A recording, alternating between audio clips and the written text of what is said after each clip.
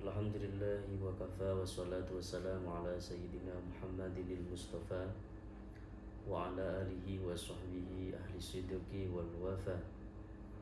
Qalu subhanaka la ilma lana illa ma 'allamtana innaka antal alimul hakim. Qala rabbi shrah li sadri wa yassir li amri wahlul 'uqdatam min lisani yafqahu qawli. A'udzu billahi as-sami'il 'alim minasy syaithanir rajim. A'udzu bi kalimatillahi tammah min kulli syaitanin wa hammah wa min kulli 'ainin lamah. Bismillahilladzi la yadurru ma'asmihi syai'un fil ardi wa la fis sama' wa huwas sami'ul 'alim. Ayyuhal hadirun wal musyahidun rahimana wa rahimakumullah.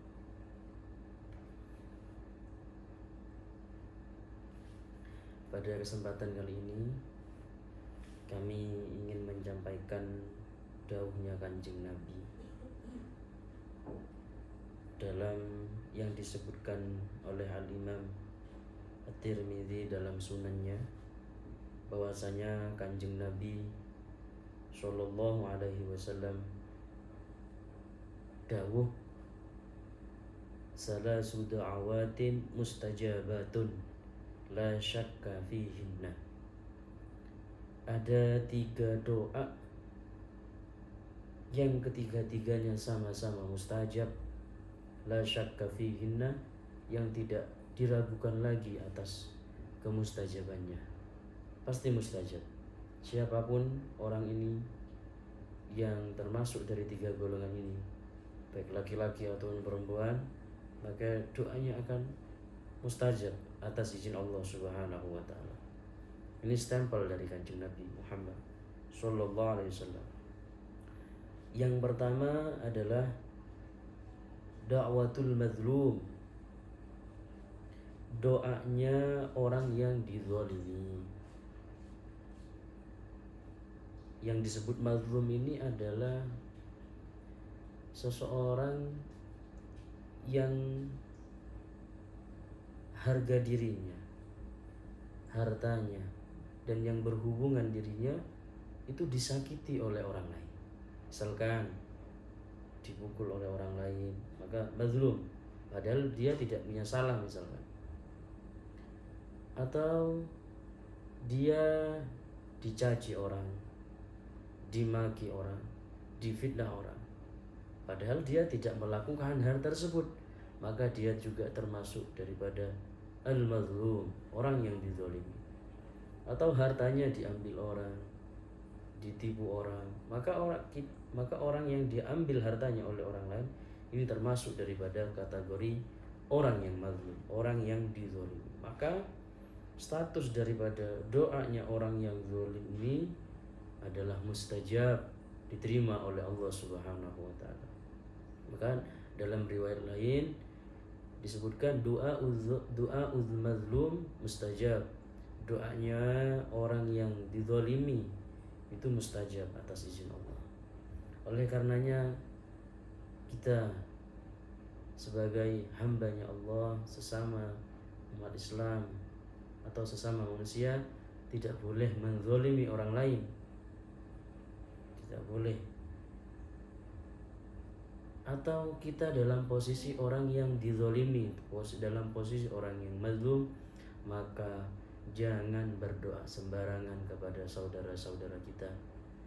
Mereka orang umat Islam khususnya, mereka adalah umatnya Kanjeng Nabi Sallallahu Alaihi Wasallam yang diinginkan oleh Kanjeng Nabi semuanya untuk masuk surganya Allah Subhanahu wa taala, yang setiap hari dirindukan oleh Kanjeng Nabi Sallallahu Alaihi Wasallam.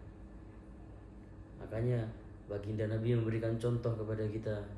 Beliau dalam posisi yang selalu dizalimi saat awal-awal daripada dakwah beliau menyebarkan agama Islam di kota Mekah. Dicaci, dimaki, diludahi, dilempari kotoran. Bahkan, mohon maaf, ketika beliau melakukan hijrah ke Taif, penduduk Taif melempari beliau, dengan kerikil-kerikil, sebagian besi, sebagian batu, sehingga apa? Sehingga menyebabkan beliau, gigi geraham beliau pecah karena lemparan batu tersebut. Bahkan sahabat yang mengikuti, yakni sahabat Zaid bin Harisah, disebutkan dalam riwayat hatta khatadaba na'lahu biddima, sandal beliau dilumuri oleh darah. Bahkan kalau kita kenal sama sahabat Zaid bin Harisah, saking babak belurnya sahabat Zaid bin Harisah, ini kita tidak kenal lagi kepada sahabat Zaid bin Harisah. Ayyuhal ahibba'il kiram rahimakumullah, apa yang diambil sikap oleh Kanjeng Nabi ketika beliau dizalimi tersebut? Malaikat gunung di dekat daerah Taif mendatangi Kanjeng Nabi bersama malaikat Jibril. Malaikat Jibril menawarkan atas tawaran daripada dua malaikat penjaga gunung, mereka ingin melemparkan gunung kepada penduduk Taif. Apa dawuhnya Kanjeng Nabi? Jangan wahai Jibril, saya tidak menginginkan itu. Apa dawuhnya Kanjeng Nabi? Kami menginginkan dari anak turun mereka yang masuk dalam agama Islam. Masya Allah, ini Kanjeng Nabi. Lalu beliau mengangkat tangannya, Allahumma hdi qaumi fa innahum la ya'lamun. Ya Allah, berikan petunjuk kepada kaum saya, mereka dalam keadaan tidak tahu bahwasanya saya adalah Rasulnya Allah. Ini menunjukkan karena berkat doanya Kanjeng Nabi itu dari banyak keturunan Taif, bahkan dari penduduk Taif banyak yang bertobat atas izin Allah, barokah daripada doanya Kanjeng Nabi Sallallahu Alaihi Wasallam. Jadi kalau kita dalam posisi mazlum, dizolimi, maka berdoalah sebagaimana doanya Kanjeng Nabi, mendoakan orang yang menzalimi kita diberikan kesehatan, diberikan hidayah, diberikan banyak rezeki dan lain semacamnya. Ayyuhal ahibba al-kiram al-kurama. Jadi doa yang mustajab pertama kali adalah doanya orang yang dizalimi. Yang kedua, da'watul musafir wa da'watul musafir, doanya orang musafir bepergian. Jadi misalkan di rumah kita ini kedatangan tamu dari musafir entah siapapun, lebih-lebih daripada al-ulama wal habaib yang rawuh, maka kita mintakan doa karena mereka musafir. Karena doanya orang musafir mustajab. Maka kita dianjurkan ketika kita musafir, kita bepergian jauh, dianjurkan untuk berdoa yang baik-baik, meminta yang baik-baik kepada Allah Subhanahu wa taala. Yang terakhir kami singkat, wa da'watul walid ala waladih, doanya seorang tua kepada anaknya. Bahkan dalam sebuah riwayat yang lain yang Kanjeng Nabi bersabda, du'aul walid ala waladih ka du'aun nabi ala ummati. Doanya al-hadis au kama qala, doanya orang tua kepada anaknya sebagaimana doanya Kanjeng Nabi kepada umatnya. Maksudnya dalam hal segi apa? Dalam segi kemustajaban, dalam segi diterima oleh Allah Subhanahu wa taala secara spontanitas. Maka kita sebagai orang tua, maka doakan orang anak-anak kita untuk menjadi orang baik, orang soleh dan solihah. Jangan memanggil anak-anak kita dengan sebutan yang tidak baik atau didoakan yang tidak baik. Misalkan khususnya orang tua yang menghadapi anaknya, mohon maaf, yang nakal masih kecil, maka jangan panggil dengan panggilan wah kamu nakal, wah kamu tidak baik. Nah, tidak, karena itu sebagian doa. Lesan apapun yang keluar dari lesan kita itu untuk anak kita adalah doa.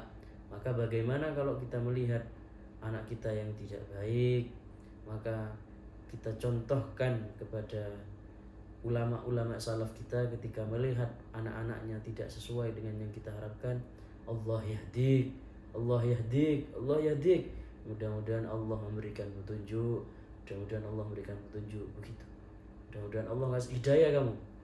Hari apa? Berkat doa daripada ucapan orang tersebut kepada seorang orang tua kepada anaknya tersebut, Allah merubah ahwal mereka, keadaan mereka menjadi lebih baik atas izin Allah Subhanahu wa taala. Itu saja yang dapat kami sampaikan. Ini sebenarnya kami sudah lama ingin menyampaikan banyak hal untuk ngaji bersama, untuk karena sudah mauquf sekitar 8 bulanan ya, kita lama tidak ngaji bersama, baik yang di YouTube ataupun yang di TikTok atau yang di Facebook dan Instagram. Mudah-mudahan kita bisa istiqomah lagi, ngaji bersama lagi, bisa mengaji ilmu yang disampaikan Kanjeng Nabi dan ilmu-ilmu ulama dari salafun sholihun. Demikian, mudah-mudahan kita dijaga sama Allah, dipanjangkan umurnya oleh Allah, diluaskan rezekinya oleh Allah Subhanahu wa taala, dimudahkan segala urusannya, anak-anak kita semuanya dijadikan anak-anak yang soleh-soleh. Demikian yang dapat kami sampaikan. Walafu minkum. Assalamualaikum warahmatullahi taala wabarakatuh.